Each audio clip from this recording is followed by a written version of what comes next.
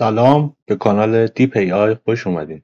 توی این ویدیو قراره یک AI ایجنت، یک دستیار هوش مصنوعی با هم دیگه بسازیم که برامون خودش یک متنی رو تولید کنه و اونو خودکار طبق یک زمانبندی مشخص شده بفرسته به اون پلتفرمی که ما مشخص میکنیم، مثل کانال تلگرام، اینستا، هر جایی که بخوایم میتونیم اون متن رو بفرستیم. خب برای دیدن ادامه ویدیو با ما همراه باشید.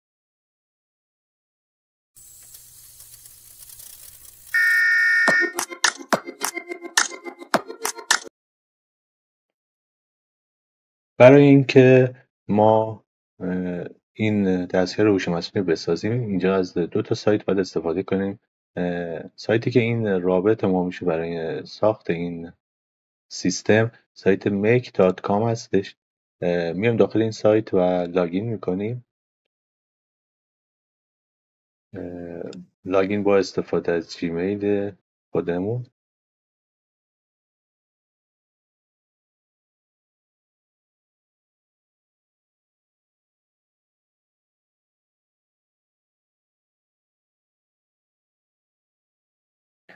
خب من چون از قبل اینجا بودم شاید یه مقدار صفحه که شما میبینید با صفحه که من میبینم یه مقدار تفاوت داشته باشه، ولی کلیت کار به این شکل هستش که وقتی که لاگین میشیم و وارد میشیم باید بریم قسمت سناریوها، یعنی یک سناریوی جدید برای خودمون میسازیم اینجا. خب تو این قسمت ما با استفاده از این به علاوه میایم اون چیزایی که نیاز داریم برای ساخت این AI ایجنت اضافه میکنیم. می‌بینید که چیزهای خیلی متفاوتی داره، همه هوش مصنوعی‌ها، همه پلتفرم‌هایی که ما نیاز داریم اینجا داره. ما می‌خوایم از جمینای، هوش مصنوعی جمینای استفاده کنیم برای ساخت محتوامون. جمینای اینجا سرچ می‌کنیم میاد گوگل جمینای، برای اضافه کردنش گزینه‌شو میزنیم و اینجا ما باید یک کانکشنی بسازیم بین این سایت make.com و اکانت جمینای. کانکشنی که بزنیم اینجا یک API Key از همون میخواد. ما باید به صورت غیر مستقیم با استفاده از API Key متصل بشیم به هوش مصنوعی.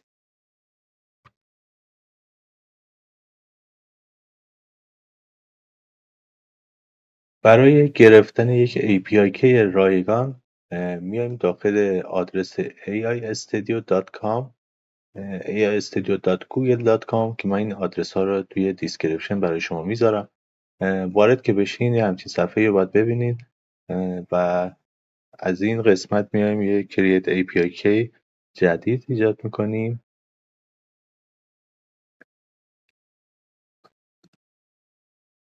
و این قسمت باید مشخص کنیم چی میخوایم جمینی API و دکمه ایجاد رو میزنیم. یه چند لحظه طول میکشه تا برای ما ایجاد کنه. همینطور که میبینید ایجاد شد و ما این کی که داده رو کپی میکنیم و میاریم توی قسمت API Key که خواسته و جایگذاری میکنیم. سیو که بزنیم الان بررسی میکنه و متصل میشه. الان متصل شد و قسمت های دیگه اضافه شد.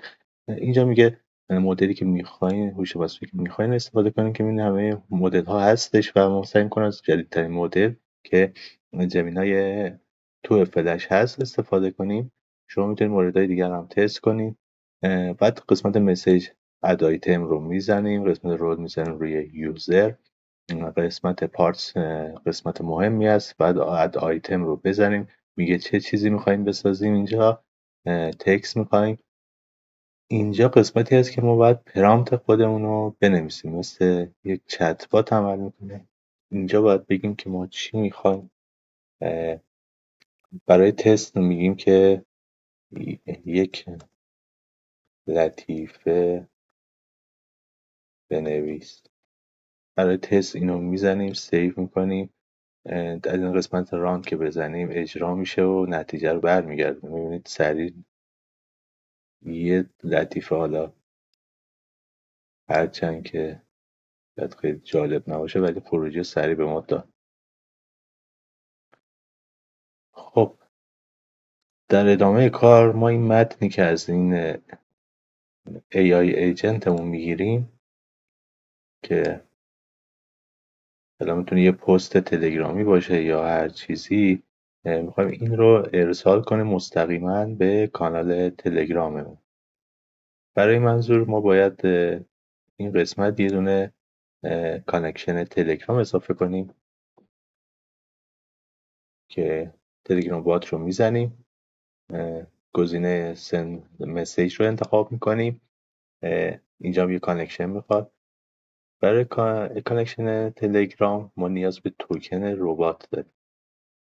برای همین باید بریم ابتدا یه دونه ربات داخل تلگراممون بسازیم. خب من قبلا ساختم ولی یه دونه دیگه هم میسازم که شما ببینید. اول داخل ربات بادفادر، ربات بادفادر رو همینطور خودتون میتونید سرچ کنید، هم من آدرسش رو در این کارم بذارم توی دیسکریپشن. از این قسمت یه دونه نیو بات میزنیم، یه اسم تست انتخاب میکنیم برای رباتمون، یه یوزرنیم میخواد. یوزرنیم نباید تکراری باشه، باید پسوند بات داشته باشه.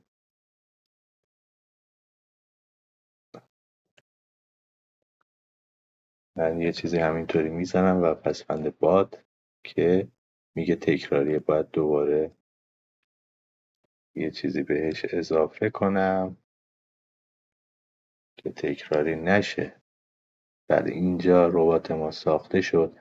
این توکن برای ما مهم هستش که روش بزنیم کپی میشه و این توکن ربات رو من باید بیارم داخل کانکشنم پیست کنم.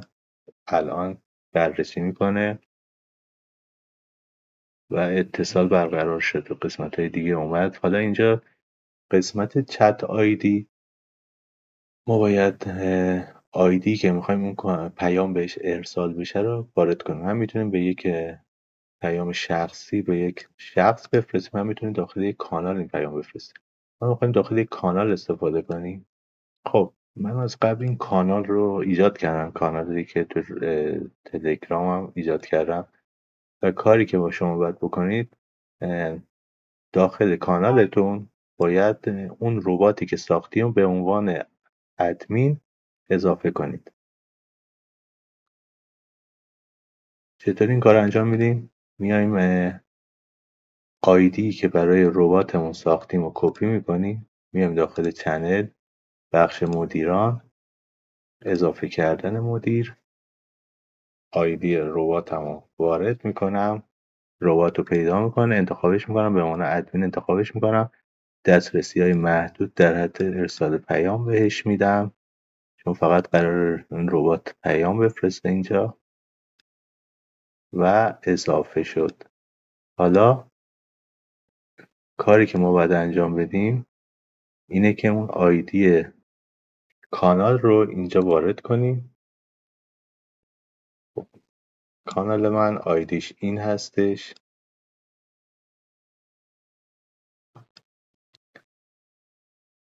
ادساین آیدی کانال. اینجا میگه چه تکسی رو میخوایم بفرستیم به اون کانال. ما میخوایم از نتیجه که از هوش مصنوعی گرفتیم استفاده کنیم. اینجا ریزالت رو میزنیم و میبینیم اون متن رو میتونه بفرست. خب با بقیهش کاری نداریم، سیو رو میزنیم. حالا اینجا میخوایم به هوش مصنوعیمون بگیم که یه تکست درست حسابی برامون بفرسته.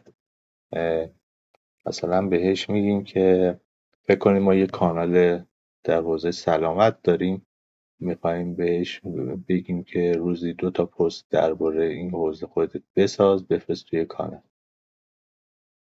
خب اینجا میگیم فکر کن یک تولید کننده محتوا هستی، یک متن یک موضوع در باره بهداشت انتخاب کن و یک مقاله جامع درباره آن بنویس که کاراکترهای متن رو باید مشخص کنیم. خب توی تلگرام ما حد اکثر 4000 کاراکتر میتونیم ارسال کنیم توی یک پست، نباید از این بیشتر بشه. پس میگیم که طول متن از 4000 کاراکتر بیشتر نشود. متن رو میخوام بهش میگم که متن رو میخوام مستقیم به کانال ارسال کنم. پس چیز اضافه ای در متن ننویس. نمیخوام چیزای دیگه، جمله بندی دیگه ای داشته باشه و فکر میکنم همینا کافی باشه. اینو سیو کنیم. الان ما ران بزنیم میتونیم نتیجه رو توی کانال تلگراممون هم ببینیم احتمالا. خب صبر میکنیم چون متن هم طولانیه، یکم بیشتر طول میکشه. خب ساخته شده، ارسال شده از طریق تلگرام. جفتشون تیک سبز رو گرفتیم. تلگراممون رو ببینیم. بله این کانال ما هستش که میبینید خودش خودکار یه متن خوبی رو فرستاده. موضوع انتخاب کرده، مقدمه‌شو نوشته. فقط ما الان چیزی که میتونیم بهش اضافه کنیم، یکی از چیزایی که بهش میشه اضافه کرد، میتونیم آیدی کانالمون رو مثلا اینجا بنویسیم. کاری که میتونیم بکنیم، فکر کن شما میخواید آخر هر پستی امضایی داشته باشین، میتونین یه همچین چیزی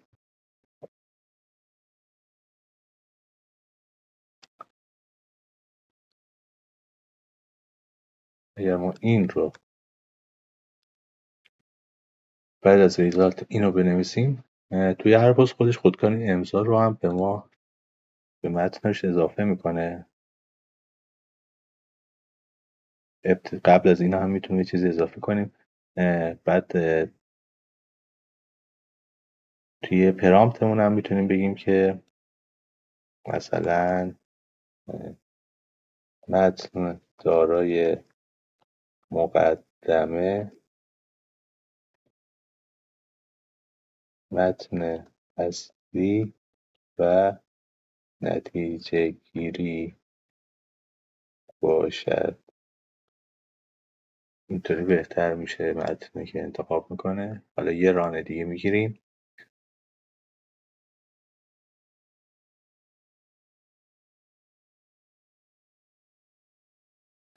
خب ارسال شد.